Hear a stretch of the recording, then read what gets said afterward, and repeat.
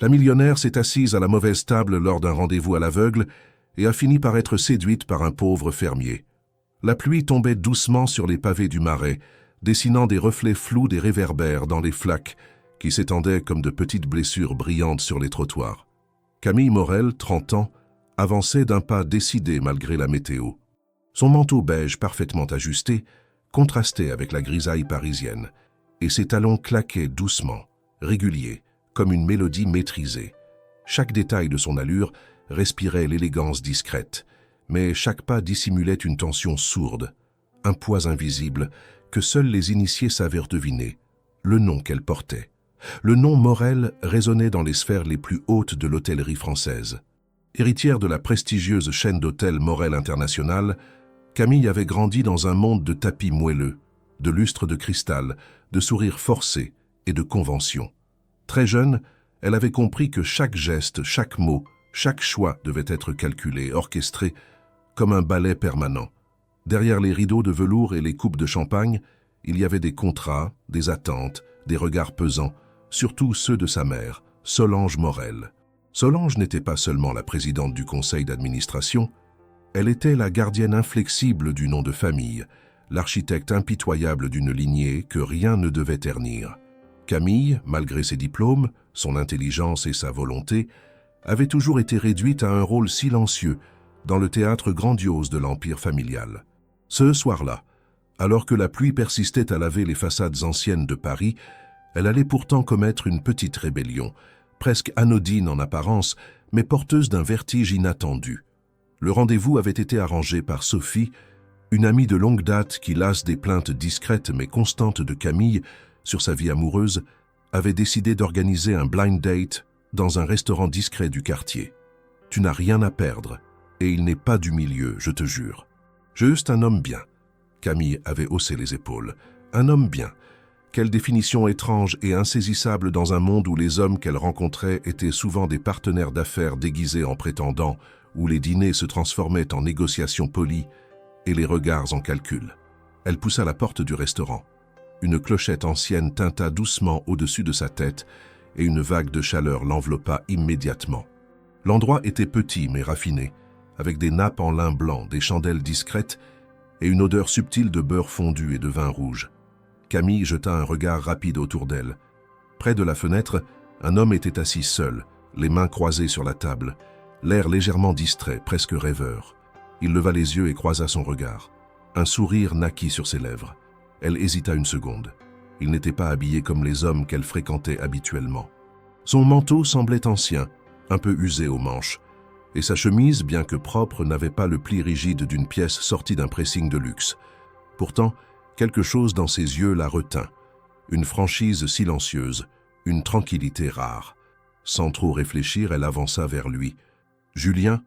demanda-t-elle incertaine. Il la regarda avec une expression mi-surprise, mi-amusée, et hocha doucement la tête. « Oui. » Elle s'assit. Un serveur s'approcha aussitôt, déposa une carafe d'eau, 2 menus, s'éclipsa. Julien, car c'était ainsi qu'elle le connaissait désormais, la regardait sans insistance, sans cet air d'évaluation qu'elle connaissait si bien.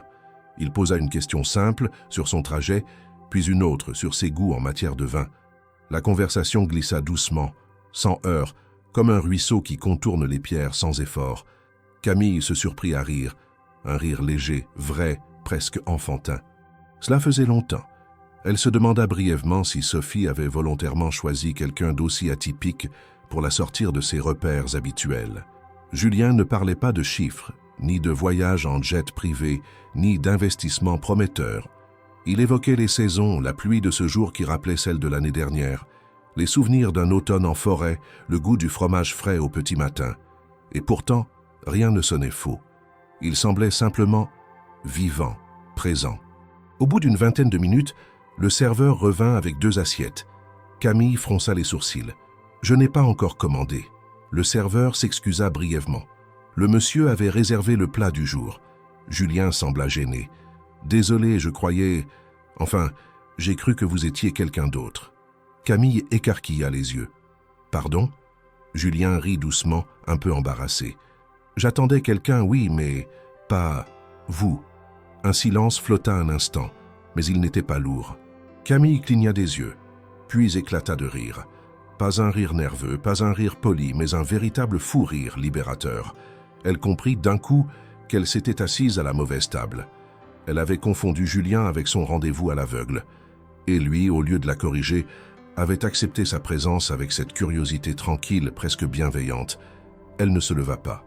Elle aurait pu s'excuser, partir, chercher le véritable Julien de son rendez-vous prévu. Mais quelque chose en elle refusa. Ce dîner imprévu, ce quiproquo charmant, ce regard honnête, tout cela lui semblait plus vrai, plus nécessaire que tout ce qu'elle avait prévu depuis des mois. Alors, elle resta. Et pour la première fois depuis longtemps, elle oublia qui elle devait être. Julien Roux n'avait pas prévu ce genre de rencontre. Ce jour-là, il s'était levé à l'aube, comme toujours, dans le froid humide de la campagne normande. Il avait chargé sa camionnette de quelques fromages affinés avec soin, des tomes et des crottins, puis avait pris la route pour Paris afin de livrer un petit magasin bio du quartier latin. Sa sœur, Marion, avait insisté pour qu'il profite de son passage dans la capitale pour rencontrer une amie d'enfance à elle, récemment célibataire, cultivée, douce, selon ses mots. Julien n'avait rien contre les rencontres, même organisées, même maladroites. Il n'avait pas connu grand-chose d'autre depuis que sa dernière relation s'était terminée brutalement, 2 ans auparavant.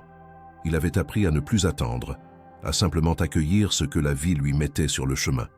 Il ne s'attendait pas à ce que ce chemin prenne la forme d'une femme aussi élégante que Camille Morel. Quand elle s'était approchée de sa table et l'avait appelé Julien avec cette voix claire, presque musicale, il avait failli la corriger. Mais quelque chose dans son regard, une fatigue légère cachée derrière un sourire poli, lui avait donné envie de jouer le jeu, juste un instant. Elle semblait sortie d'un autre monde, trop soignée, trop droite pour ce petit restaurant chaleureux. Pourtant, il y avait dans sa présence une forme de trouble sincère, un inconfort discret qui la rendait curieusement accessible. Ils commencèrent à parler. Julien parlait peu d'habitude.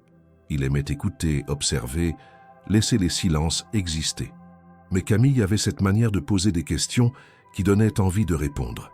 Elle ne s'intéressait pas à son métier comme un moyen de le classer, mais avec une vraie curiosité.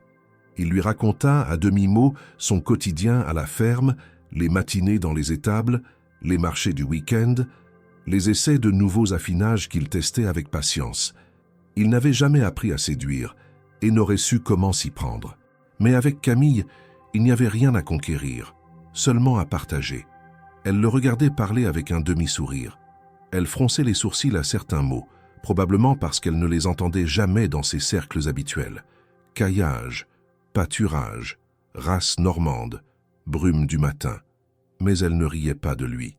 Au contraire, elle semblait absorber chaque mot, comme si elle découvrait un territoire inconnu. Julien sentit naître une chaleur étrange en lui. Il se dit que, peut-être, ce dîner improvisé n'était pas un accident, mais un petit clin d'œil du hasard. Il nota que malgré ses vêtements coûteux et sa montre discrète mais luxueuse, Camille ne donnait pas de leçons. Elle ne se mettait pas en avant, ne parlait pas d'argent, de voyage ou de réalisations éclatantes. Lorsqu'elle dit travailler dans l'hôtellerie, il n'insista pas. Il sentait qu'elle omettait volontairement certains détails, mais cela ne l'agaça pas. Il avait appris que chacun vient avec ses silences et que forcer les secrets n'ouvrait que des portes mal fermées. Le serveur apporta les assiettes et Julien, un peu confus, réalisa qu'il avait commandé sans vraiment vérifier l'identité de son interlocutrice. L'erreur était claire, mais Camille ne partit pas. Elle éclata de rire, un rire franc, inattendu, qui fit tourner la tête à la table voisine. Julien la regarda avec surprise. Il ne s'attendait pas à ce qu'une femme comme elle trouve ce quiproquo amusant. Elle ne se sentit ni insultée ni trompée. Elle resta, et cela le toucha plus qu'il n'aurait voulu l'admettre. Alors ils continuèrent de parler. Julien expliqua qu'il vivait seul depuis la mort de son père, que la ferme appartenait à sa famille depuis 3 générations, et qu'il avait décidé de ne pas la vendre, malgré les nombreuses offres de promoteurs. Il disait cela sans héroïsme, sans fierté déplacée, simplement comme un fait. Camille, quant à elle, parlait peu d'elle-même. Mais Julien devinait à ses silences, à ses hésitations, qu'il y avait une vie lourde derrière ce visage serein. Il n'osa pas poser de questions, préférant la laisser venir si elle en avait envie. Il aimait la manière dont elle tenait sa tasse de thé, le léger froncement de ses sourcils lorsqu'elle réfléchissait, et le son doux de sa voix, presque trop calme pour cette ville si nerveuse. Il remarqua aussi qu'elle regardait parfois par la fenêtre, comme si elle cherchait quelque chose au-delà de la pluie, comme si le dehors appelait une part d'elle qu'elle avait oubliée depuis longtemps. Quand elle se leva enfin, disant qu'elle devait partir, Julien sentit un vide se creuser. Il n'avait pas envie de la retenir, mais il ne voulait pas non plus que cela s'arrête là. Alors, presque sans y penser, il lui proposa d'échanger leurs numéros. Elle accepta, sans hésiter. Et dans ce geste simple, il y avait une promesse muette.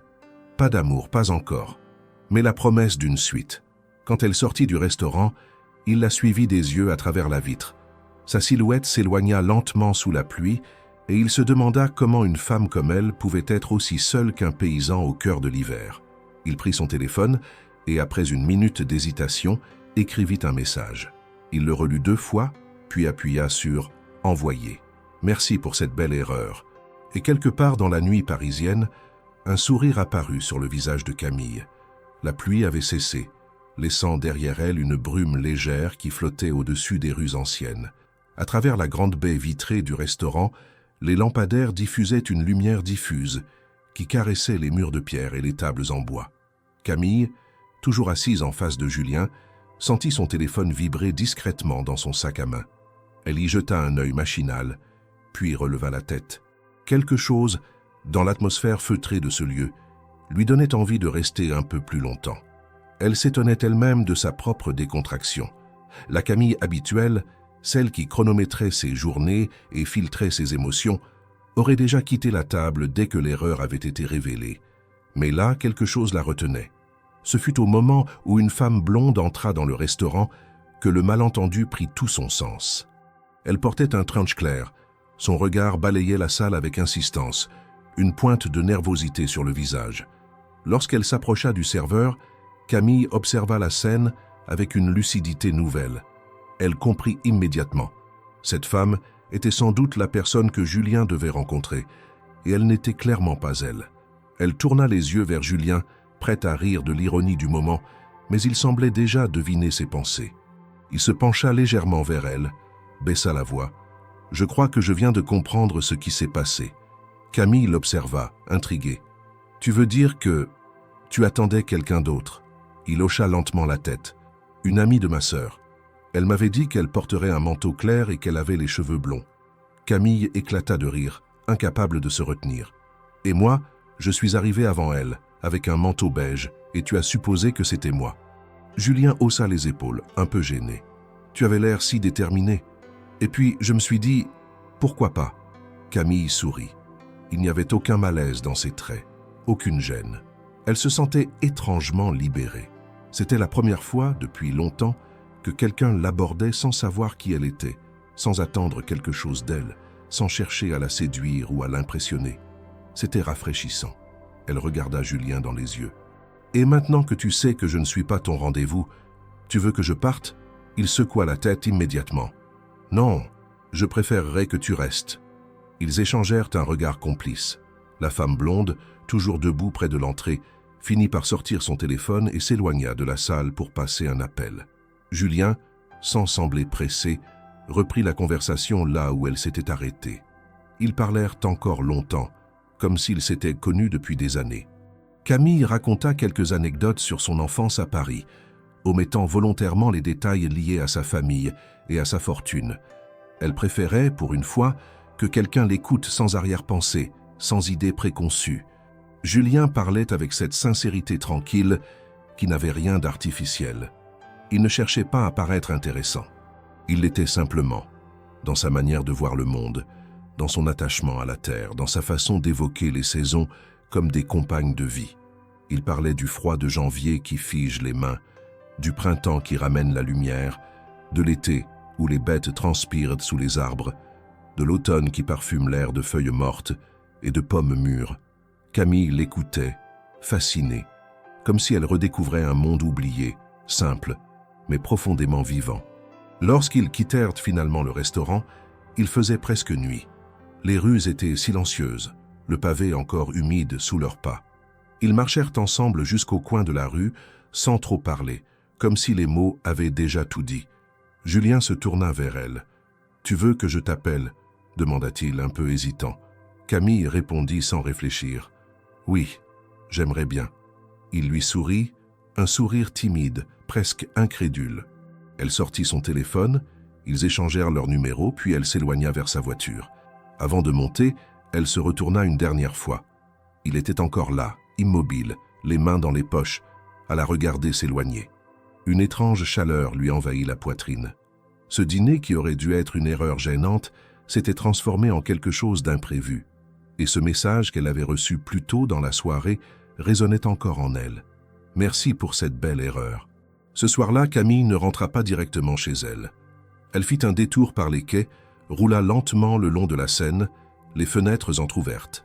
L'air frais sur son visage lui rappelait des sensations qu'elle croyait oublier. Elle pensa à Julien, à son regard franc, à ses mains marquées par le travail. Elle pensa aussi à ce que cela signifiait, de parler à quelqu'un sans devoir expliquer son nom, son héritage, ses responsabilités. Pour la première fois depuis longtemps, elle avait simplement été Camille. De retour dans son appartement, elle enleva ses chaussures, se laissa tomber dans le canapé et relut les quelques messages échangés. Rien de spectaculaire, rien de romantique au sens traditionnel, mais quelque chose de plus rare, de vrai. Elle se surprit à espérer une suite. Et dans le silence de son salon, elle se dit que peut-être les erreurs les plus inattendues pouvaient ouvrir des portes que l'on n'aurait jamais osé franchir. Les jours qui suivirent furent marqués par une série d'échanges discrets, parfois espacés, parfois denses, mais toujours empreints d'une simplicité étonnamment réconfortante. Camille, plongée dans ses obligations professionnelles, s'autorisait des moments volés au rythme effréné de sa vie pour lire et répondre aux messages de Julien. Il n'écrivait pas longuement, mais ses mots semblaient toujours tomber justes, comme s'il possédait une capacité instinctive à comprendre le moment, à respecter la distance sans jamais l'imposer. Leurs conversations, d'abord légères, commencèrent peu à peu à prendre des teintes plus profondes. Ils parlaient de tout, mais surtout de ce qui échappait au superficiel, les envies inexprimées, les chemins délaissés, les petites victoires silencieuses de la vie quotidienne. Julien lui raconta un matin froid de mars, quand la première naissance de l'année l'avait surpris au lever du soleil, alors qu'il croyait que la chèvre n'était pas encore prête. Il lui décrivit la douceur inattendue de ce petit animal fragile contre ses bras, et Camille sentit quelque chose se fissurer en elle. Une intimité invisible se tissait entre eux, faite de silence assumé et de vérité tranquille. Elle n'avait pas besoin de jouer un rôle. Il ne cherchait pas à l'impressionner. Et dans cet équilibre précaire mais sincère, une forme de confiance naissait. Camille évitait soigneusement de parler de sa famille. Lorsqu'il lui demandait ce qu'elle faisait dans l'hôtellerie, elle répondait avec des formules vagues, gestion de projet, développement stratégique, coordination internationale. Cela suffisait à Julien, qui ne posait pas de questions supplémentaires. Il percevait bien que quelque chose restait sous la surface, mais il n'insistait jamais. Il se contentait de la prendre telle qu'elle se présentait à lui, et cette retenue, ce respect de l'espace de l'autre, toucha Camille d'une manière qu'elle ne comprenait pas tout à fait. Un soir, après une longue journée passée à enchaîner réunions, déjeuners d'affaires et obligations mondaines, Camille s'arrêta devant la grande baie vitrée de son bureau. Elle regarda la ville qui s'étendait à ses pieds, brillante, agitée, magnifique dans sa complexité. Et pourtant, elle ne ressentait rien. Aucune fierté, aucune excitation, seulement un vide discret, comme un léger écho intérieur. Elle prit son téléphone et relut les messages échangés avec Julien. Un en particulier la fit sourire. « Ici, le ciel est clair ce soir. On entend les chouettes.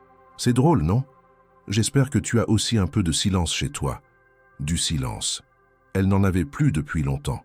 Même chez elle, les notifications, les appels, les rappels, les sollicitations faisaient partie du décor permanent.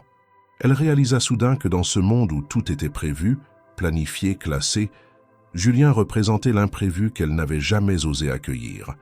Il n'était pas un projet, ni un partenaire stratégique, ni un prétendant socialement adéquat. Il était simplement lui-même. Et peut-être était-ce précisément cela qui la troublait. Quelques jours plus tard, Julien lui proposa de venir passer un week-end en Normandie. Il le fit sans emphase, presque timidement. « Je sais que c'est pas la Côte d'Azur ni un palace, mais si un jour tu veux voir comment on fabrique du fromage et boire un verre de cidre sous un pommier, t'es la bienvenue. Camille resta longtemps à regarder ce message, partagé entre l'envie irrépressible de dire oui et la peur de sortir de son cadre si bien dessiné. Mais quelque chose, en elle, avait déjà dit oui. Elle n'était plus cette jeune femme soumise aux attentes rigides de sa famille, du moins pas entièrement. Elle avait besoin de savoir ce qu'il y avait au-delà de ces murs de verre et de marbre. Elle répondit sobrement qu'elle viendrait. Julien, fidèle à lui-même, répondit par une phrase courte. « Tu me diras quand tu arrives, je viendrai te chercher à la gare. » Aucun point d'exclamation, aucune effusion. Mais Camille savait que ce message portait plus d'enthousiasme qu'un millier de phrases surjouées. Le vendredi suivant, elle prit le train en fin d'après-midi, après avoir menti à son assistante en prétextant une retraite de travail dans un hôtel partenaire. Elle s'étonna elle-même de la facilité avec laquelle elle avait orchestré ce subterfuge. Le voyage fut long, ponctué de paysages verdoyants et de villages paisibles. Elle arriva à la gare en début de soirée. Julien l'attendait, appuyé contre une vieille camionnette, les mains dans les poches, le regard brillant d'une lumière discrète. Il lui sourit simplement. Elle lui rendit son sourire, comme si ce moment avait été prévu depuis toujours. Sur la route qui menait à la ferme, ils parlèrent peu. Camille observait les champs, les haies, les fermes endormies sous le ciel de fin d'été. L'air avait une odeur différente, plus brute, plus vraie. Lorsqu'ils arrivèrent, la maison lui parut modeste mais accueillante. Une bâtisse en pierre, entourée de pommiers et d'herbes hautes. Julien lui montra sa chambre avec une simplicité touchante. « Tu peux t'installer ici. C'est pas un hôtel 5 étoiles, mais les draps sont propres. » Elle rit doucement. « Ça me va très bien. » Le lendemain matin, elle se leva tôt, réveillée par le chant des coqs et le bourdonnement discret de la vie agricole. Julien était déjà dehors, en bottes, occupé à nourrir les bêtes. Elle le rejoignit, encore un peu endormi, et se laissa guider dans cet univers qui n'était pas le sien. Il lui montra les chèvres, les installations de fabrication, la cave d'affinage.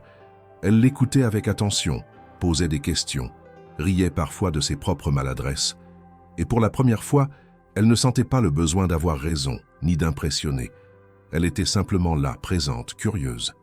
À la fin de la journée, alors qu'ils partageaient un repas simple, pain frais, fromage maison, pommes du verger, Julien lui lança une phrase en apparence anodine. « Au fait, j'ai tapé ton nom sur Internet l'autre soir. » Camille sentit son cœur se contracter légèrement. Il continua calmement. « C'est là que j'ai compris qui tu étais vraiment. » Le silence s'installa. Elle posa son verre, baissa les yeux. « Je voulais juste être moi, pour une fois. » Julien ne répondit pas tout de suite. Il la regarda longuement, puis dit simplement « Tu aurais pu me le dire. Pas tout de suite, mais un jour. » Camille hocha la tête. « Je sais, j'avais peur que ça gâche tout. » Le repas se termina dans un silence doux amer. Plus tard, elle s'endormit seule dans la petite chambre d'amis, le cœur lourd. Au matin, elle quitta la ferme sans dire grand-chose. Julien la serra dans ses bras brièvement et la laissa partir. Sur le chemin du retour, dans le train qui serpentait vers Paris, elle ne pouvait s'empêcher de penser que peut-être cette parenthèse n'avait été qu'un rêve. Un rêve vrai, mais peut-être trop fragile pour survivre à la réalité. Le retour à Paris fut silencieux. Camille resta assise près de la fenêtre du train, les bras croisés, le front appuyé contre la vitre froide, regardant défiler les paysages flous de la campagne normande. Elle n'avait pas dormi la nuit précédente, ou si peu hantée par le regard que Julien lui avait lancé au moment de son départ. Il n'avait pas été en colère, ni blessé dans l'immédiat, mais son silence avait dit ce que ses mots avaient tu. Ce n'était pas le fait qu'elle soit riche, célèbre, ou issue d'un monde étranger au sien. C'était la dissimulation, l'écart entre la confiance partagée et le mensonge par omission.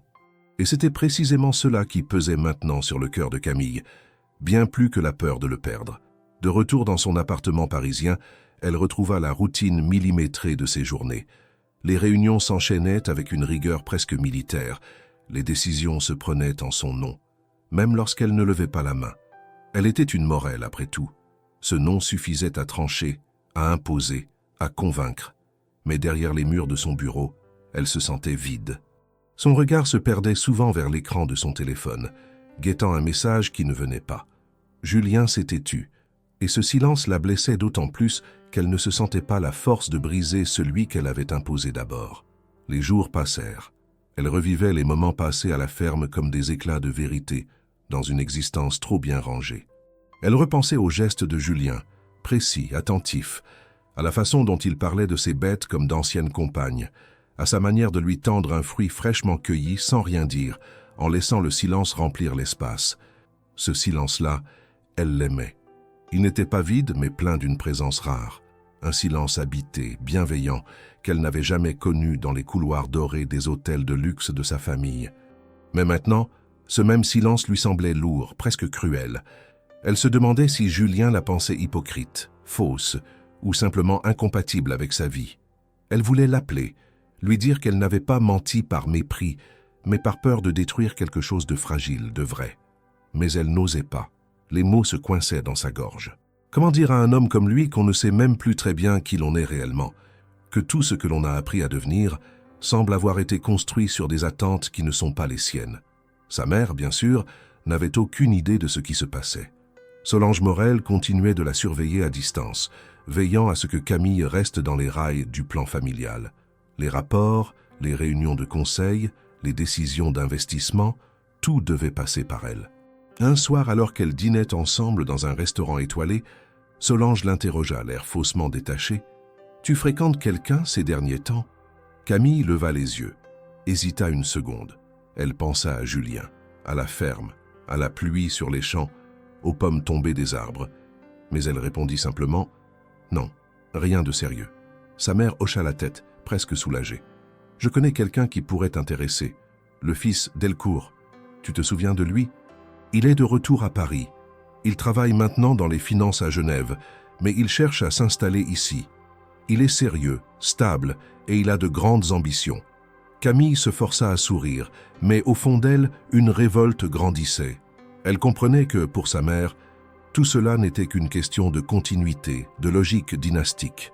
Il fallait s'unir à ceux qui partageaient le même sens symbolique, les mêmes valeurs de pouvoir et d'image. L'amour n'avait jamais été une condition, tout au plus un luxe. Ce soir-là, en rentrant chez elle, Camille se sentit plus étrangère que jamais à son propre monde. Elle s'assit dans son salon silencieux, regarda les photos encadrées, les œuvres d'art soigneusement choisies, les meubles aux lignes parfaites. Tout semblait faux. Beau, certes, mais dénué de chaleur, comme une vitrine de luxe dans laquelle elle jouait le rôle de la fille parfaite, de l'héritière obéissante. Elle sortit son ordinateur, ouvrit un moteur de recherche et tapa quelques mots avec hésitation. Cours de gestion agricole à distance. L'idée lui était venue un matin, en pensant à Julien expliquant les cycles de culture avec passion. Elle voulait comprendre, pas pour lui plaire, mais pour elle-même, pour combler ce vide, cette ignorance qui lui pesait soudainement. Elle trouva un programme dispensé par une école du nord du pays qui proposait une introduction à la gestion de petites exploitations rurales. Le programme était simple, mais exigeait de la rigueur. Elle s'inscrivit sans prévenir personne. Ce geste lui parut minuscule, presque risible au regard de tout ce qu'elle devait gérer. Mais c'était un premier pas. Un choix qui n'obéissait à personne d'autre qu'à elle-même. Pendant les jours suivants, elle suivit les premiers modules avec assiduité, prenant des notes, s'intéressant à des sujets auxquels elle n'aurait jamais prêté attention auparavant. Elle apprenait les bases de l'agriculture biologique, la rotation des cultures, les mécanismes d'aide européens, la rentabilité d'une petite production de fromage. Tout cela lui semblait abstrait et concret à la fois, comme une langue nouvelle dont elle aurait toujours connu la musique sans en comprendre les mots. Julien, lui, continuait de se taire. Elle n'osait pas le relancer. Peut-être avait-il tourné la page. Peut-être pensait-il qu'elle était retournée à sa vie d'avant, sans un regard en arrière. Elle se disait qu'il ne comprenait probablement pas le bouleversement qu'il avait provoqué en elle. Ou peut-être le comprenait-il trop bien et préférait s'en protéger. Mais au fond d'elle, Camille sentait que quelque chose avait basculé. Elle n'était plus exactement celle qu'elle avait été avant ce dîner imprévu. Et même si tout devait s'arrêter là, même si Julien décidait qu'il ne voulait plus entendre parler d'elle, elle savait qu'elle ne pourrait plus jamais vivre tout à fait comme avant. Parce qu'il lui avait montré, sans rien exiger, qu'un autre monde existait. Un monde dans lequel elle pouvait rire sans calculer, parler sans se justifier, aimer sans craindre d'être jugée pour ce qu'elle représentait. Et dans le silence qui continuait de régner entre eux, une décision se formait peu à peu. Elle ne savait pas encore ce qu'elle ferait, ni comment. Mais elle sentait au fond d'elle que cette histoire, qu'on aurait pu croire terminée, ne l'était peut-être pas encore tout à fait. Lorsque le train s'immobilisa doucement en gare de Bayeux, un souffle léger traversa la campagne normande, portant avec lui une promesse d'authenticité que Camille n'avait plus ressentie depuis longtemps.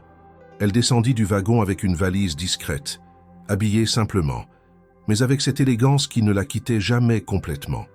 Elle n'avait prévenu personne de ce voyage, pas même son assistante personnelle, ni sa mère qui, depuis quelques jours, la pressait de revoir un certain homme d'affaires suisse rencontré lors d'un gala. Camille n'avait répondu à aucune de ses sollicitations. Il n'y avait qu'une personne qu'elle voulait revoir, et cette fois, elle avait décidé de ne pas fuir.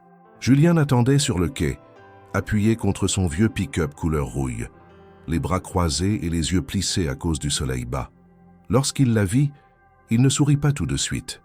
Il eut d'abord un léger mouvement de recul, imperceptible, une hésitation qui serra la gorge de Camille. Puis, comme s'il chassait lui-même ses propres doutes, il s'avança vers elle. Aucun mot ne fut échangé dans les premières secondes.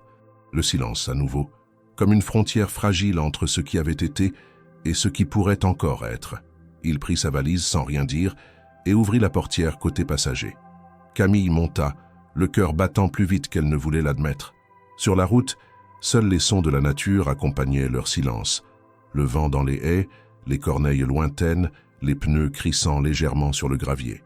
Julien jetait de temps en temps un regard vers elle, mais il ne posait pas de questions. Ce silence aurait pu être lourd, mais il ne l'était pas. Il était chargé d'attente, de prudence, d'un respect maladroit mais sincère. La ferme était exactement comme elle s'en souvenait. Les pommiers, le vieux puits, les murs en pierre, tout semblait figé dans le temps, inchangé depuis son dernier passage. Pourtant, quelque chose était différent. Elle. Et elle savait que Julien le percevait. Elle le suivit jusqu'à la maison et il lui indiqua la même chambre, sobre mais accueillante. « Tu peux t'installer, je vais préparer du thé. » Elle défit lentement sa valise, posa quelques affaires sur le lit, regarda autour d'elle. Rien ici ne portait la trace du luxe ou de l'excès, et pourtant elle s'y sentait plus en sécurité que dans n'importe quelle suite de palace. Lorsqu'elle descendit, Julien l'attendait dans la cuisine, 2 tasses fumantes posées sur la table en bois, usées par les années et les repas partagés. Il lui fit signe de s'asseoir. Le regard qu'il lui lança n'était ni froid ni distant, mais il était empreint d'une certaine gravité. « Pourquoi tu es revenu ?» demanda-t-il simplement. Camille ne répondit pas tout de suite. Elle baissa les yeux vers sa tasse, inspira profondément, puis releva la tête. « Parce que je n'ai pas arrêté de penser à toi, à ici, à ce que ça m'a fait devenir, à ce que j'ai senti. » Julien ne bougea pas. Il attendait. Elle poursuivit plus doucement. « Je sais que je t'ai blessé. Je n'ai pas voulu te mentir.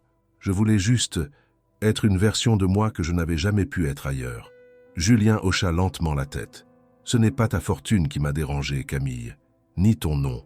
C'est le fait que tu n'aies pas eu confiance. Que tu n'aies pas pensé que je pouvais accepter tout ça, que tu sois venu ici sans me dire qui tu étais vraiment. » Elle sentit la brûlure familière de la honte lui remonter à la gorge. Mais au lieu de se défendre, elle acquiesça. « Tu as raison, je ne savais pas comment dire les choses. J'ai toujours appris à cacher ce qui pouvait faire peur, à me faire plus simple pour ne pas déranger, ou plus parfaite pour plaire. » Ils restèrent là quelques instants, face à face, les mains autour de leur tasse. Puis Julien se leva, ouvrit la porte donnant sur l'extérieur. « Viens, je vais te montrer un truc. » Ils sortirent ensemble, traversèrent la cour, longèrent les champs jusqu'à une petite cabane en bois, isolée au milieu du verger. À l'intérieur, il y avait une table de travail, des outils, quelques croquis. « C'est ici que je réfléchis au nouveau fromage. Je fais des essais, je note tout. C'est pas très scientifique, mais ça me parle. » Camille observa les feuilles, les schémas, les annotations griffonnées. Elle demanda la signification de certaines expressions, rit de ses propres erreurs, posa des questions sur les goûts, les textures, les réactions chimiques. Julien répondit avec patience et peu à peu la tension entre eux s'adoucit. Il la regardait à nouveau comme lors de leur première rencontre, sans jugement, mais avec une forme de curiosité calme, presque tendre. Le reste de l'après-midi se déroula dans un calme doux. Camille l'aida à ramasser des pommes, à trier des bocaux dans le cellier, à déplacer quelques caisses dans la grange.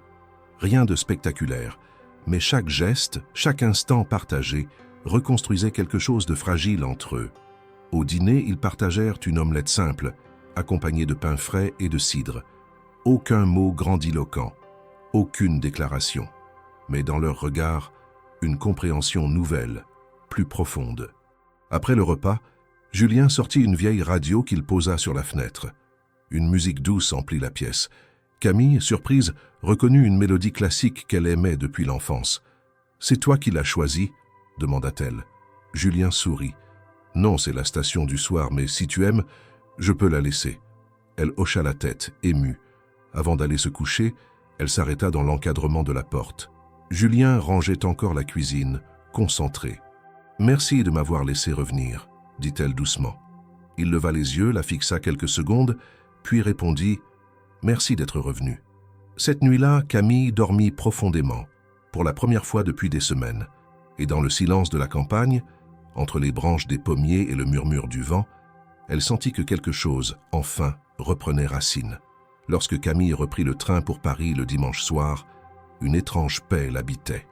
Ce n'était pas la légèreté insouciante d'une fin de week-end agréable, mais un calme plus profond, enraciné dans quelque chose de plus sincère. Elle n'avait pas cherché à forcer les choses, et Julien non plus. Ils s'étaient retrouvés, non pas comme deux amants passionnés, mais comme deux êtres qui avaient choisi de ne pas fuir. Pourtant, à mesure que les kilomètres défilaient, ramenant la ville à elle comme une marée inévitable, Camille sentit renaître un léger vertige. Car elle savait que rien n'était encore certain. Julien n'avait rien promis, et elle-même ne savait pas si elle avait réellement la force de maintenir ce fragile pont entre leurs deux mondes. Les jours suivants, elle se replongea dans sa routine. Mais quelque chose avait changé. Les visages familiers au bureau lui semblaient soudain lointains. Les conversations sur les rendements, les partenariats et les opportunités d'expansion lui paraissaient vides. Même ses vêtements, ses gestes, son bureau impeccablement rangé semblait appartenir à une autre femme. Elle jouait encore son rôle, mais elle n'y croyait plus. Elle se rendait compte que les fondations de son existence avaient été fissurées, discrètement, mais irrémédiablement. Julien, de son côté, gardait le silence. Aucun message, aucun appel. Et pourtant, Camille sentait qu'il n'y avait pas de rupture réelle entre eux. C'était une pause, un espace nécessaire. Chacun, à sa manière, digérait ce qu'ils avaient à partager. Elle aurait pu se précipiter, l'appeler, lui demander ce qu'il pensait, ce qu'il voulait, mais elle s'en abstint. Elle avait compris que Julien n'était pas un homme qui fonctionnait sur l'urgence ou l'impulsion. Il fallait lui laisser le temps. Et elle-même avait besoin de recul, de se retrouver ou peut-être de se redéfinir. Elle continua ses cours de gestion rurale à distance, avec plus de concentration encore. Les modules suivants abordèrent les circuits courts, la logistique, la relation avec les clients. Tout ce qu'elle apprenait, elle le visualisait dans le contexte de la ferme de Julien. Elle prenait des notes, comparait avec ses souvenirs, s'imaginait proposer des idées, l'aider à structurer son activité sans en changer l'âme. L'exercice lui donnait une forme de clarté. Elle comprenait mieux son propre besoin, contribuer à quelque chose de réel, de tangible. Non pas diriger un empire de chiffres, mais accompagner une réalité humaine enracinée.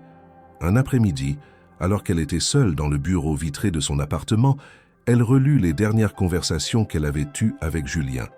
Rien n'y trahissait une promesse. Et pourtant, entre les lignes, il y avait cette présence tranquille, ce respect silencieux. Elle décida de ne pas écrire. Mais elle ouvrit un cahier et commença à noter ce qu'elle voudrait lui dire si l'occasion se représentait, ce qu'elle ressentait, ce qu'elle ne savait pas encore mettre en mots. C'était une manière de ne pas trahir le lien, même en silence. Pendant ce temps, sa mère continuait à lui faire des propositions. Déjeuner avec des partenaires financiers, dîner avec des familles influentes, présentation d'hommes intéressants. Camille refusait poliment, mais fermement. Elle ne voulait plus entrer dans ce jeu. Sa mère ne comprenait pas. « Tu gâches tes meilleures années, ma chérie. Regarde autour de toi. Toutes les femmes intelligentes construisent des alliances. Ce n'est pas une question de sentiment. C'est de la stratégie. » Camille ne répondait plus. Elle savait que tout débat serait vain. Un jour, Solange entra dans son bureau sans prévenir. Elle ferma la porte et déposa sur le bureau un dossier cartonné. « Voici le projet d'expansion pour le Moyen-Orient. Tu devais le relire. Tu ne l'as pas touché. » Camille leva les yeux. Elle vit dans le regard de sa mère un mélange d'agacement et d'inquiétude. Elle ouvrit le dossier, le referma presque aussitôt. « Je ne suis pas certaine de vouloir continuer à gérer ce genre de projet, » dit-elle doucement. Un silence glacial s'installa. Solange s'assit. « Tu veux dire quoi exactement? Tu veux partir? Abandonner? Pourquoi? Pour une ferme au milieu des chèvres ?» Camille inspira profondément. « Je veux comprendre ce que j'ai vraiment envie de faire, pas ce qu'on attend de moi, pas ce que le nom Morel exige. » Sa mère, figée, ne répondit pas immédiatement. Puis elle se leva, froidement. « Tu fais une crise, tu reviendras à la raison. » Et elle quitta la pièce sans se retourner. Le lendemain, Camille demanda un rendez-vous avec le conseil d'administration. Elle ne souhaitait pas rompre avec l'entreprise familiale, mais elle voulait un congé, un éloignement officiel, le temps de réfléchir, de respirer. Contre toute attente, certains membres l'approuvèrent. Ils la savaient compétente, fiable, mais aussi surchargée depuis trop longtemps. Le congé fut accordé pour une durée indéterminée. Camille sentit un poids immense tomber de ses épaules. Pour la première fois, elle avait fait un choix sans demander la permission. Elle ne chercha pas immédiatement Julien. Elle retourna dans la maison de campagne d'une amie à quelques kilomètres de Deauville. Elle y resta quelques jours, seule, loin de tout. Elle marchait sur la plage le matin, lisait l'après-midi, étudiait le soir. Elle se sentait en transition, ni tout à fait elle-même, ni tout à fait une autre, mais cet in-between était nécessaire. C'était un sas, une mue lente. Un soir, elle rêva de Julien. Il marchait devant elle dans un champ, le dos tourné, et elle ne parvenait jamais à le rattraper. Elle se réveilla en sueur, le cœur serré. Elle sut alors qu'elle ne pouvait plus rester dans l'attente passive, qu'elle avait besoin de le voir, non pas pour obtenir une réponse, mais pour lui dire ce qu'elle avait à dire, sans peur, sans attente, juste une vérité nue. Le lendemain, elle prit une décision. Elle se leva tôt, prépara un sac léger, monta dans sa voiture et prit la route vers la Normandie. Elle ne lui envoya aucun message.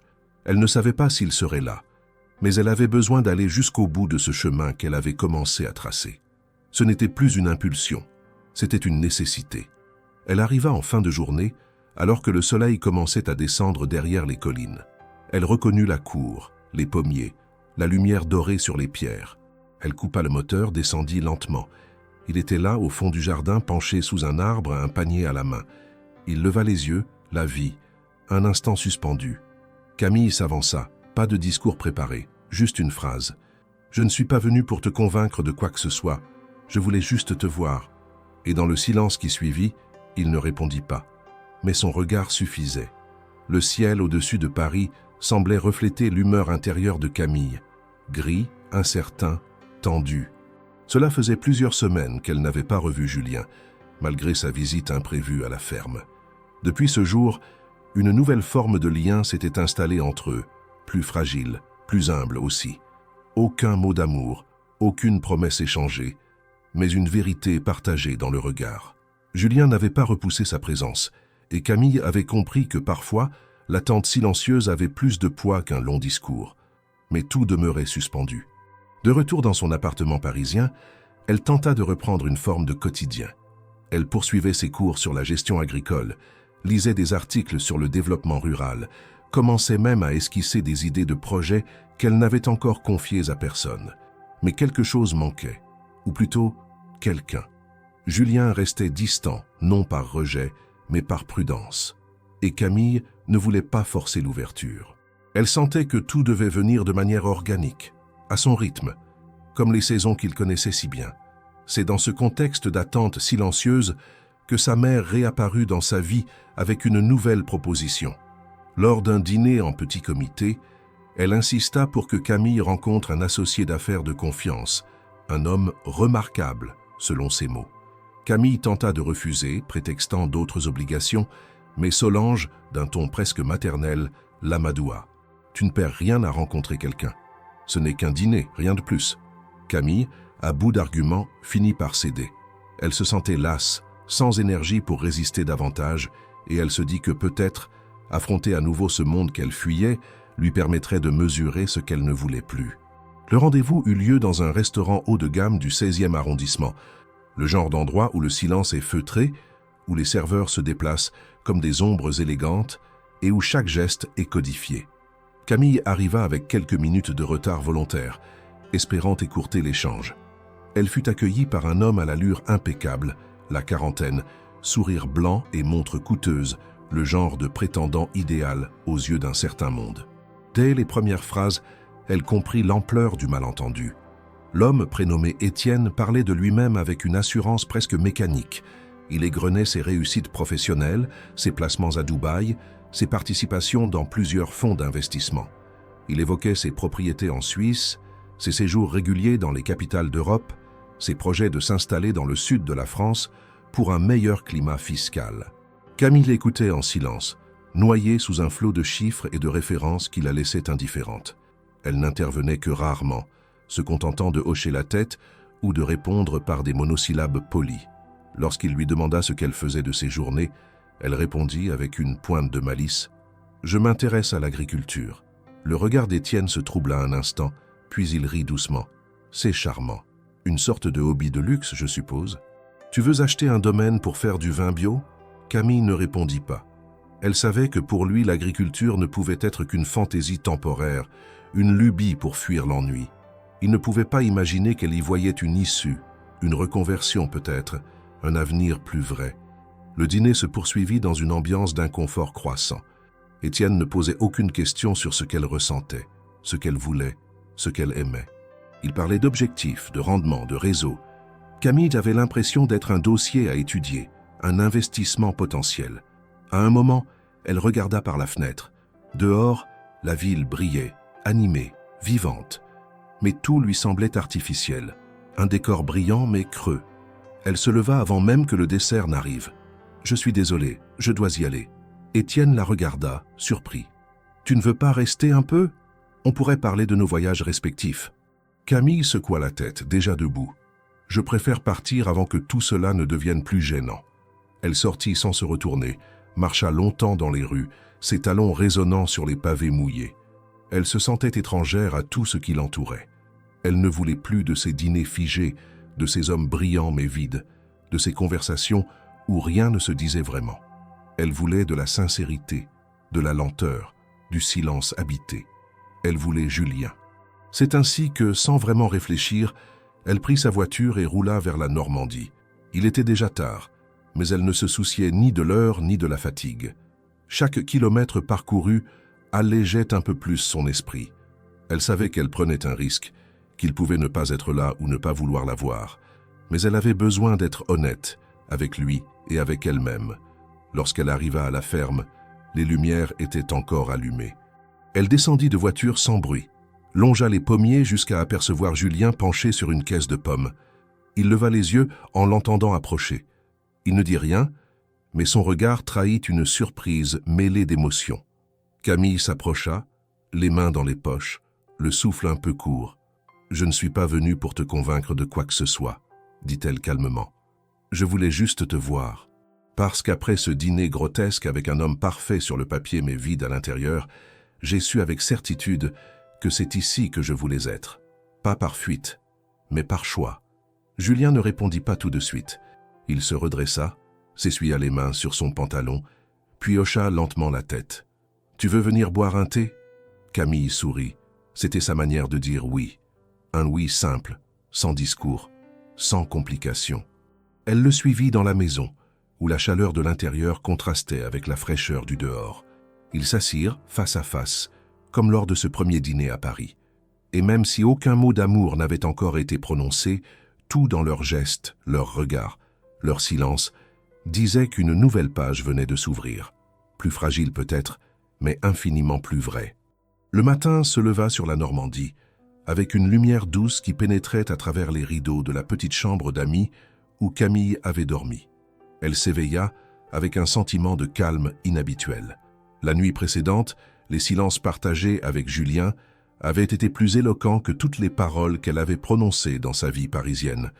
Ici, à la ferme, loin des obligations et des codes, la vérité prenait une forme simple et tangible. Elle se leva lentement, enfilant un pull confortable et des chaussures robustes, prête à affronter cette journée qui, elle le savait, serait différente de toutes celles qu'elle avait vécues auparavant. Julien était déjà dehors, occupé à nourrir les chèvres et à trier les herbes pour le compost. Le ciel était clair, parsemé de nuages légers, et le vent du matin portait l'odeur fraîche de l'herbe et de la terre humide. Camille le rejoignit, les mains enfouies dans les poches de son manteau, marchant doucement derrière lui. Julien ne parla pas immédiatement. Il l'observait, mesurait ses gestes, l'air attentif, mais détendu. Cette présence mutuelle, sans besoin de mots, suffisait à instaurer une forme de complicité rare. Chaque mouvement, chaque respiration partagée semblait construire un pont invisible entre deux mondes jusqu'alors séparés. Ils passèrent la matinée à s'occuper des animaux, Camille suivant les instructions de Julien avec attention. Elle apprit à reconnaître les chèvres par leur nom, à observer leur comportement, à mesurer la qualité du lait avec précision. Julien expliquait, mais il ne dictait pas. Il montrait, laissait expérimenter, corrigeait avec patience et douceur. Camille appréciait cette pédagogie simple et respectueuse. Elle sentait qu'elle pouvait se tromper, poser des questions, être elle-même sans crainte de jugement ou de mépris. C'était une liberté qu'elle n'avait jamais connue à Paris, et elle la savourait pleinement. Au déjeuner, ils s'installèrent sur la terrasse, une table en bois brut, 2 assiettes simples, du pain frais et du fromage maison. Julien observa Camille avec un mélange de curiosité et de tendresse. « Alors, ces cours en ligne, ça te plaît ?» demanda-t-il. Camille sourit, un sourire calme et honnête. « Oui, c'est différent. Je comprends mieux ce que tu fais et je réalise que je veux m'impliquer, même un peu. Pas pour changer tes méthodes, mais pour apprendre, pour partager ton univers. » Julien hocha la tête, un léger sourire aux lèvres. Il comprenait. Il n'attendait pas d'elle qu'elle devienne autre chose. Il voulait simplement qu'elle soit là, pleinement présente, avec sincérité. L'après-midi fut consacré à la récolte des pommes. Ils marchèrent côte à côte dans le verger, riant parfois de leur maladresse, échangeant des commentaires sur les fruits, le vent, les couleurs des feuilles. Camille sentit naître en elle un sentiment de gratitude et de légèreté qu'elle n'avait pas éprouvé depuis des années. Ici, elle n'était ni héritière, ni dirigeante, ni fille d'une famille puissante. Elle était simplement Camille, capable d'apprendre, de rire, de se tromper, de participer à une vie réelle et tangible. En fin de journée, ils s'assirent sur un vieux banc en bois, regardant le soleil descendre derrière les collines. Julien brisa le silence. « Je dois te dire quelque chose. Ces derniers jours, ton absence m'a pesé. J'ai réfléchi à ce que je ressens. Et je réalise que ce n'est pas ton monde qui me dérange, mais ce que je ressens pour toi. » Camille sentit son cœur battre plus vite, mais elle ne dit rien tout de suite. Elle voulait entendre ces mots, comprendre sans interprétation, recevoir la vérité nue, sans artifice. Julien continua calmement. « Je n'ai jamais connu quelqu'un qui me fasse ressentir ça. Ton honnêteté, même quand elle était cachée, a créé un espace que je n'ai jamais eu avec personne d'autre.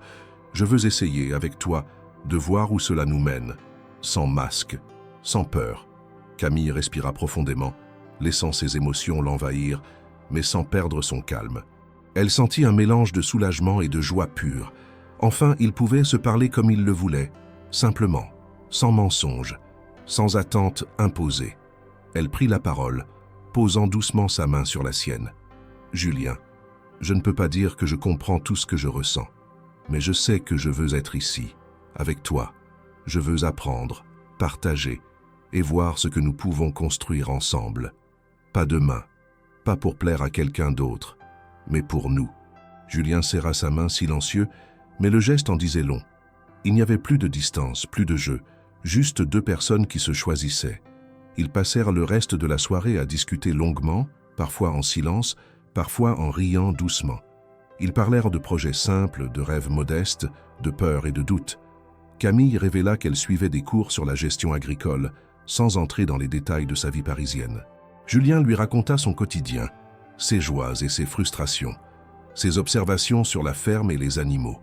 La conversation se déroulait naturellement, sans précipitation, sans tension, avec une fluidité qu'elle n'avait jamais connue dans ses interactions avec d'autres adultes dans sa vie.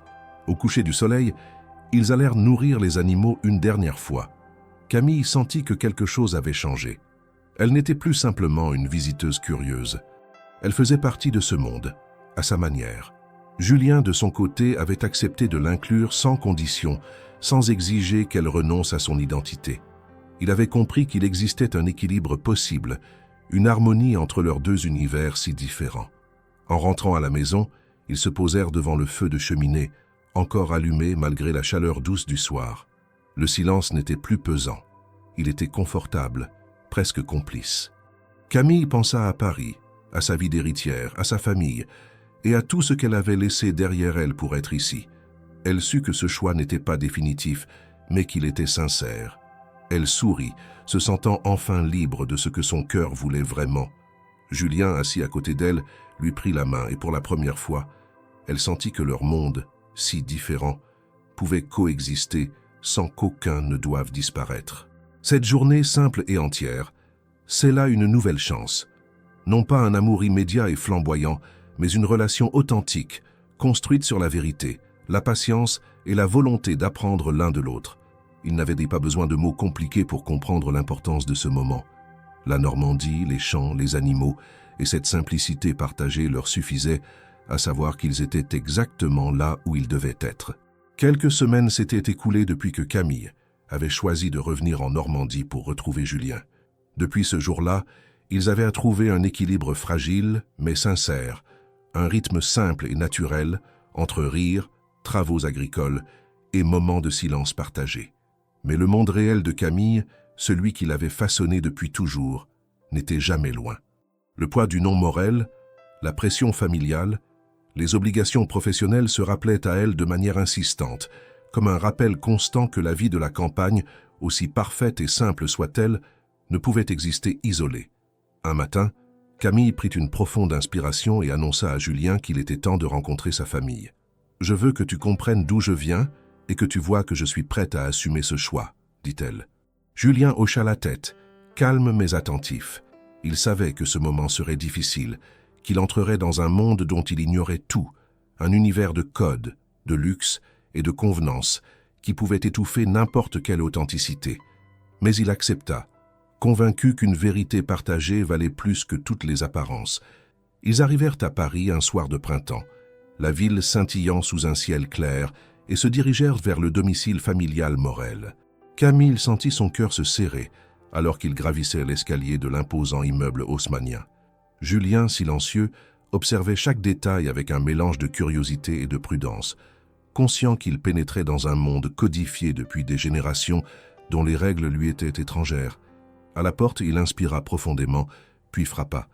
La mère de Camille, Solange, ouvrit, l'air sévère et impeccablement coiffé. Son regard s'attarda sur Julien avec un mélange de surprise et de scepticisme. Le père de Camille, quant à lui, resta en retrait, observant avec son habituelle neutralité silencieuse.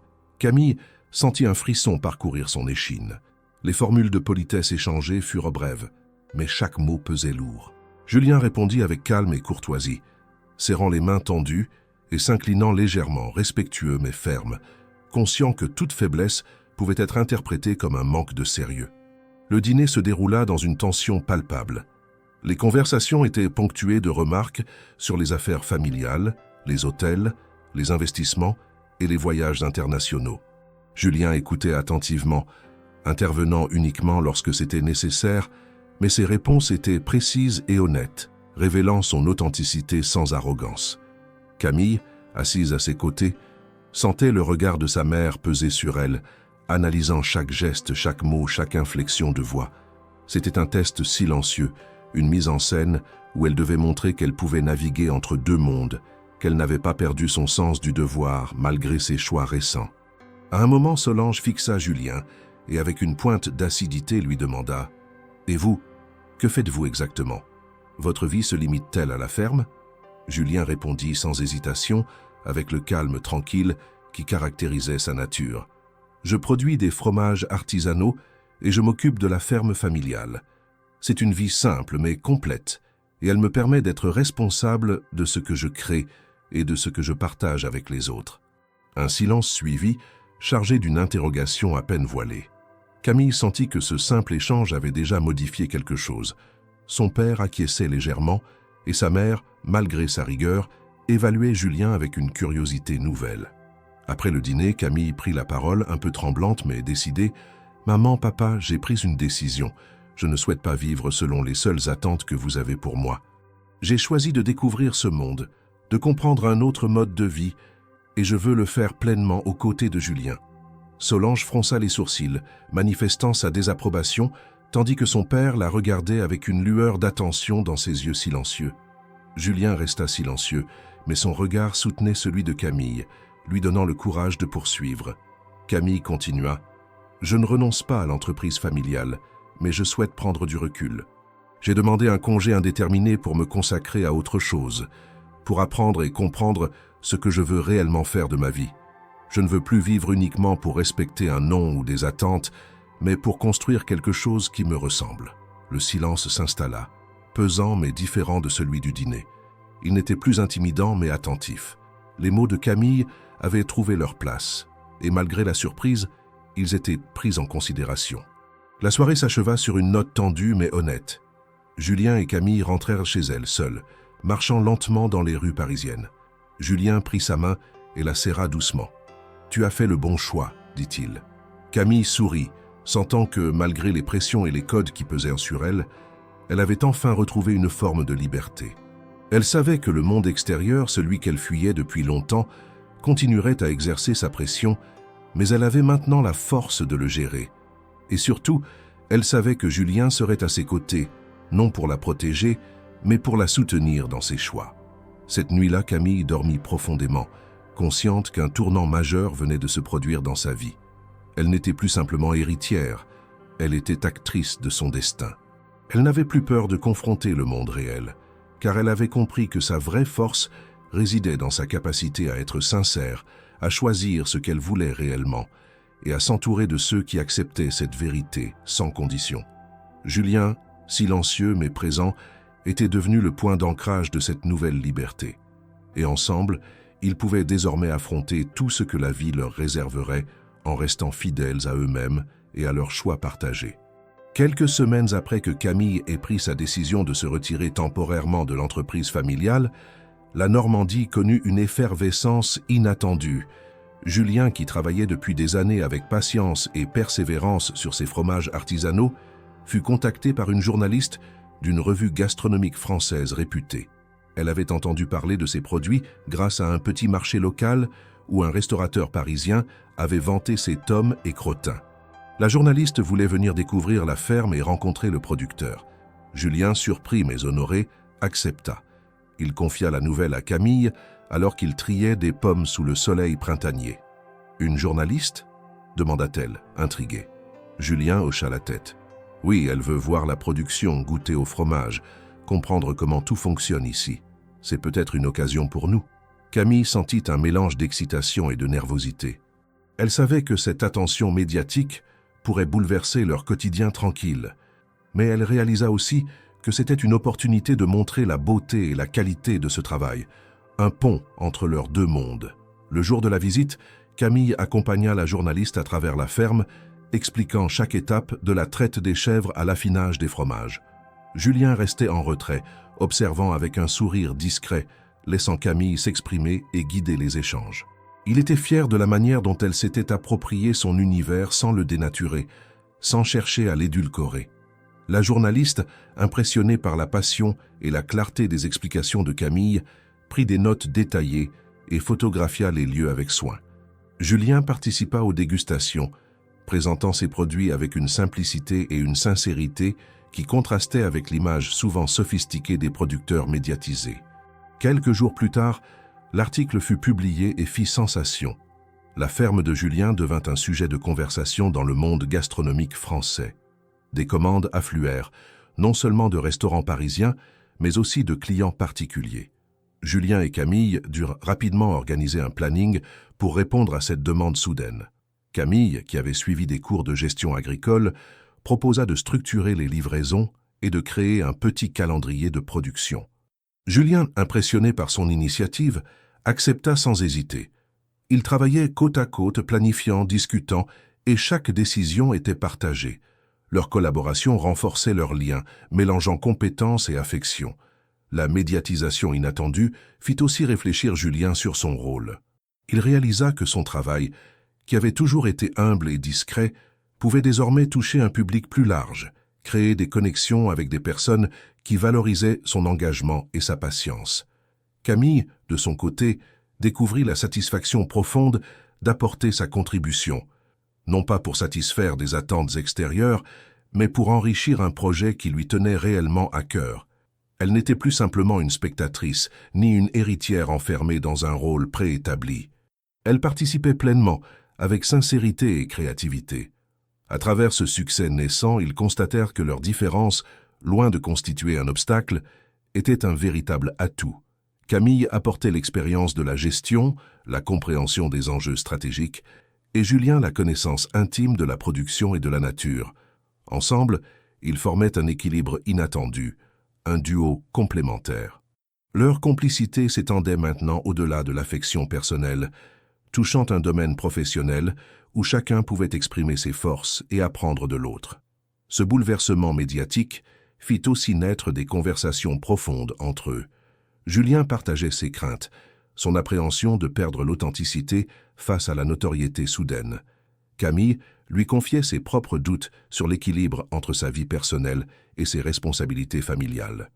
Mais dans ces discussions, aucune tension ne se transformait en conflit. Ils écoutaient, comprenaient, ajustaient, et chaque obstacle, chaque imprévu, renforçait leur lien. Ils comprenaient que l'amour, dans ce contexte, n'était pas seulement romantique, mais aussi une collaboration profonde, basée sur la confiance et le respect. Un soir, après une longue journée de préparation pour une exposition à Lyon où Julien devait présenter ses produits, ils s'assirent sur le perron de la maison, regardant le ciel s'embraser de teintes orangées. Les bruits de la ferme s'apaisaient, les animaux se reposaient, et un calme bienveillant enveloppait les collines. Camille posa sa tête sur l'épaule de Julien, sentant que tout ce qu'ils avaient traversé, les malentendus, les silences, les réticences, avait trouvé un sens. Elle pensa au premier soir où elle s'était assise par erreur à la table de Julien à Paris, et sourit intérieurement. Qui aurait cru qu'une erreur pourrait conduire à tout cela? Julien, sentant le poids et la sincérité de ce moment, murmura « Tu sais, je n'ai jamais pensé que cette ferme deviendrait autre chose qu'un lieu tranquille. Mais avec toi ici, tout semble possible, et pourtant toujours simple. » Camille répondit doucement « Et c'est exactement ça que je veux. Simple, vrai, ensemble. » Ils restèrent là dans le silence ponctué par les sons doux de la nuit normande, conscients que cette simplicité partagée avait plus de valeur que toutes les complexités du monde extérieur. Ainsi, la médiatisation inattendue, loin de les éloigner de leur authenticité, les rapprocha. Elle devint un catalyseur pour leur coopération, leur permettant de conjuguer leurs talents et leurs mondes si différents. Entre regards complices, discussions stratégiques et rires partagés, Camille et Julien comprirent que, pour la première fois, ils n'étaient plus opposés par leurs origines ou leurs expériences, mais unis par un projet commun, réel et profondément vivant. Et dans cette complémentarité naissante, ils trouvèrent la confirmation que leur relation, bien plus qu'une simple romance, avait la capacité de durer, de s'épanouir et de transformer chaque aspect de leur vie à deux. Les semaines suivantes, Camille s'installa progressivement dans la vie normande, partageant son temps entre Paris et la ferme. Chaque matin, elle se levait avant le lever du soleil, le ciel encore teinté de nuances pastel, et observait Julien sortir pour nourrir les animaux. Elle l'aidait à préparer les bêtes, à trier le lait et à organiser la production de fromage, mais aussi à planifier de petites visites pour les curieux désireux de découvrir l'univers artisanal et naturel de la ferme. Leur complicité s'était renforcée, non seulement par la proximité, mais par la confiance qu'ils avaient construite au fil des jours. Julien, qui autrefois travaillait seul et selon ses propres règles, découvrait avec Camille que déléguer et partager pouvaient enrichir son quotidien sans le trahir. Camille, de son côté, apprenait un autre rythme de vie, plus lent, plus réfléchi, loin de l'urgence constante de Paris. Elle découvrait la beauté des gestes simples, des journées rythmées par les saisons et le soin porté aux êtres vivants. Chaque tâche accomplie avec Julien, qu'il s'agisse de réparer une clôture, de cueillir des pommes ou de traire les chèvres, devenait un moment de complicité et d'apprentissage. Elle voyait dans ces gestes précis, mesurés mais affectueux, l'expression d'une vie cohérente et authentique, et cela lui ouvrait les yeux sur ce que signifiait vraiment travailler pour quelque chose auquel on tient profondément. Avec l'essor inattendu de la notoriété de leur fromage, ils décidèrent de développer l'aspect touristique de la ferme. Camille proposa de mettre en place des visites guidées pour montrer la production, expliquer le travail artisanal et partager l'histoire de la ferme. Julien hésita d'abord, craignant que l'authenticité de son univers soit compromise par l'afflux de visiteurs. Mais Camille le rassura, expliquant qu'il s'agissait de montrer la réalité telle qu'elle était, sans artifice. Ensemble, ils organisèrent les circuits, les dégustations et les explications, trouvant un équilibre entre pédagogie et simplicité. Les visiteurs, séduits par la sincérité de leurs échanges, devinrent rapidement des habitués, apportant un souffle nouveau à la ferme sans en altérer l'essence. Au fil du temps, Camille s'impliqua davantage dans la gestion de l'organisation et de la logistique. Elle utilisait son expérience acquise dans le monde hôtelier pour structurer les visites, accueillir les groupes et répondre aux demandes, tout en préservant le charme rustique et authentique de la ferme. Julien, de son côté, continuait à diriger la production avec le soin méticuleux qui le caractérisait, mais il accueillait volontiers les suggestions de Camille, reconnaissant que leur collaboration enrichissait leur projet. Chaque décision était discutée, chaque idée pesait ensemble, consolidant non seulement leur partenariat professionnel, mais aussi leurs liens personnels. Les journées se succédaient avec un rythme désormais harmonieux. Au lever du soleil, ils travaillaient côte à côte dans les champs ou dans les étables. À midi, ils partageaient un repas simple, souvent composé de produits de la ferme, discutant de projets futurs ou échangeant sur des détails de la vie quotidienne. Le soir, après le dernier soin apporté aux animaux et la fermeture des portes de la ferme, ils s'asseyaient sur la terrasse, contemplant le ciel qui s'assombrissait doucement, observant les étoiles s'allumer une à une.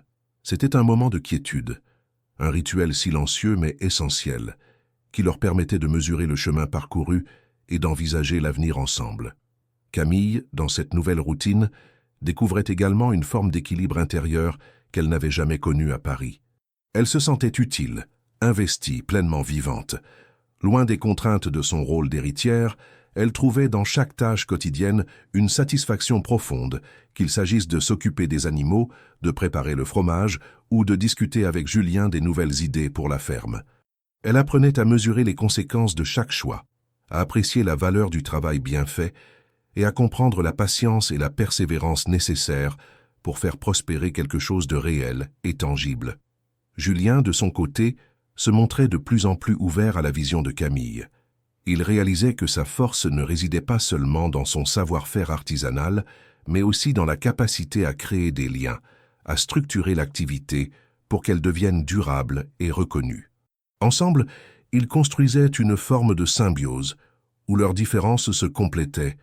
Camille apportait une perspective organisationnelle et stratégique. Julien apportait la connaissance intime du terrain et de la production. Chacun respectait l'espace et les compétences de l'autre, et cette complémentarité renforçait leurs relations sur tous les plans. Les soirées étaient désormais ponctuées d'un rituel immuable. Après une journée de travail et de coordination, ils se retrouvaient pour un dîner simple sur la terrasse de la ferme. Ils partageaient du pain frais, du fromage encore tiède, des fruits du verger et un verre de cidre ou de vin local. Les discussions allaient des détails pratiques aux rêves à long terme, en passant par des souvenirs, des anecdotes et des confidences. Ces moments étaient précieux, car ils symbolisaient la fusion de leur vie et de leurs univers, un équilibre entre simplicité et complicité, travail et affection, engagement et liberté. Au fil du temps, Camille réalisa qu'elle n'avait pas dû renoncer à sa vie parisienne ou à ses ambitions personnelles pour être heureuse. Elle pouvait intégrer sa connaissance du monde urbain, sa capacité d'organisation et sa sensibilité au service d'une activité authentique, tout en partageant son quotidien avec Julien. Et Julien, en acceptant cette ouverture, découvrait que sa vie pouvait s'enrichir sans perdre son essence. Ensemble, ils avaient trouvé un équilibre rare, une harmonie basée sur le respect, la confiance et le partage sincère.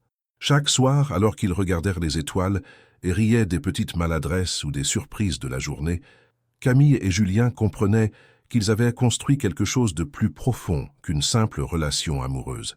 Ils avaient créé une vie commune fondée sur l'entraide, l'authenticité et la joie de partager des moments simples mais significatifs. Et dans ce rythme, entre travail, rires et silences partagés, ils savaient qu'ils étaient exactement là où ils devaient être, main dans la main, partenaires dans la vie et dans leurs projets, prêts à affronter ensemble tout ce que l'avenir leur réserverait. Les mois qui suivirent furent remplis d'un mélange d'effervescence et de sérénité. La ferme de Julien avait trouvé un nouvel équilibre, mêlant production artisanale, visite guidée et reconnaissance médiatique. Camille y avait pris une place entière, non pas comme une simple visiteuse, mais comme partenaire à part entière. Son implication ne se limitait pas à la gestion logistique. Elle partageait avec Julien ses idées, ses stratégies pour développer l'activité, tout en conservant l'authenticité du lieu. Chaque projet était discuté, chaque décision validée ensemble. La communication entre eux s'était intensifiée et les gestes simples du quotidien devenaient autant de preuves tangibles de leur complicité. La date de l'inauguration de la petite poussada rurale qu'ils avaient décidé de construire à côté de la ferme approchait. L'idée avait germé lors de discussions tardives sur la terrasse sous les étoiles, quand Camille avait proposé de permettre à des visiteurs de vivre une expérience immersive dans la vie d'une ferme normande. Julien, d'abord sceptique, avait accepté, convaincu que cette initiative pourrait renforcer leur projet sans nuire à la simplicité et à l'authenticité de leur univers. La poussada était prête à accueillir ses premiers invités et Camille et Julien s'activaient ensemble pour peaufiner les derniers détails. Literie confortable, décoration sobre mais chaleureuse, petites touches artisanales partout pour rappeler l'esprit de la ferme. Le jour de l'inauguration, le soleil d'automne baignait la Normandie d'une lumière dorée. Les invités commencèrent à arriver, parmi eux des amis, quelques clients fidèles, et avec une certaine réserve mais une curiosité palpable, les parents de Camille. La mère, Solange, observait attentivement, évaluant chaque détail avec son œil critique habituel, mais elle ne pouvait cacher un léger sourire face à l'organisation impeccable et à l'ambiance chaleureuse du lieu. Le père, toujours plus réservé, semblait apaisé, contemplant le paysage et écoutant les explications de Julien sur les processus de fabrication. Une fois que tout le monde fut installé, Camille prit la parole. Sa voix était claire et assurée, mais empreinte d'émotion. « Bienvenue à tous. Sentir que vous êtes ici aujourd'hui est un immense plaisir. Julien et moi avons souhaité créer un espace où chacun peut découvrir la vie d'une ferme, le travail artisanal et la beauté simple de ce lieu. Mais avant tout, nous voulons partager avec vous une histoire un peu particulière. Il y a quelques mois, j'ai commis ce que beaucoup auraient considéré comme une erreur. Je me suis assise à la mauvaise table lors d'un dîner à Paris. Et cette erreur m'a conduite ici, à cette ferme, avec Julien. Cette erreur a été le début d'un chemin que je n'avais jamais imaginé, mais qui est devenu le plus juste de ma vie. Julien se tenait à côté d'elle, silencieux mais présent. Ses yeux reflétaient fierté et tendresse, la sincérité de son engagement envers Camille et envers ce qu'ils avaient construit ensemble. Lorsqu'elle acheva son discours, un silence respectueux emplit la salle, rapidement suivi par des applaudissements sincères. Les parents de Camille échangèrent un regard et Solange finit par approcher leur fille pour lui prendre la main. « Tu as trouvé ton chemin », murmura-t-elle. Camille sourit, sentant le poids de ces mots, un mélange de reconnaissance et d'acceptation, de confiance retrouvée dans sa propre capacité à choisir. La journée se poursuivit dans une atmosphère de joie tranquille. Les invités découvrirent les chambres, goûtèrent au fromage, parcoururent le verger et la ferme. Julien guidait avec naturel, Camille expliquait avec passion. Chaque sourire, chaque regard échangé entre eux renforçait l'évidence que cette union, née d'une rencontre improbable et d'une erreur, avait trouvé sa place dans la réalité. Les interactions étaient simples, chaleureuses, authentiques. Les invités commentaient l'harmonie qui se dégageait du lieu, la fluidité des échanges, la sincérité des propriétaires. Au moment du coucher du soleil, Camille et Julien se retrouvèrent seuls sur la terrasse. Les invités étaient repartis, laissant derrière eux un calme enveloppant. Ils s'assirent côte à côte, regardant le ciel qui s'assombrissait progressivement, parsemé d'étoiles. Julien prit la main de Camille, la serrant doucement, et elle répondit instinctivement à ce geste. Un long silence paisible et profond s'installa, où les mots n'étaient plus nécessaires. Leur histoire, commencée par une confusion, avait évolué vers une évidence. Julien rompit finalement le silence. « Camille, cette ferme, cette vie, je n'aurais jamais imaginé tout cela sans toi. Et toi, tu as trouvé ici quelque chose que tu cherchais depuis longtemps, n'est-ce pas ?» Camille tourna son visage vers lui, ses yeux brillants d'émotion. « Oui, et je sais maintenant que je veux continuer à construire avec toi. Chaque jour, chaque moment, sans prétention, juste vrai. » Julien sourit, posant son front contre le sien. Le monde extérieur, avec ses contraintes et ses pressions, semblait désormais lointain. Ils levèrent ensuite un verre de cidre, trinquant doucement sous la lumière des derniers rayons de soleil. La pousada, les champs, les animaux et la ferme tout entière semblaient témoigner de ce moment. Ce qu'ils avaient construit ensemble dépassait la simple union romantique. C'était une vie bâtie sur la confiance, la complicité et l'authenticité. La fausse table à Paris n'était plus qu'un souvenir, une anecdote qui avait déclenché un chemin vers un amour véritable et durable. Alors qu'ils contemplèrent le paysage normand, Camille murmura « Sentir que je suis ici avec toi, c'est comme si tout le reste avait enfin trouvé sa place. » Julien serra sa main, et ils restèrent ainsi, silencieux, mais pleinement conscients que ce jour marquait non pas la fin d'une histoire, mais le commencement d'une vie partagée, solide et lumineuse. Le soleil disparaissait derrière l'horizon, laissant place aux étoiles, et pour la première fois, Camille et Julien sentaient que toutes leurs erreurs passées avaient été exactement ce qu'il fallait pour les amener à ce moment précis, ensemble.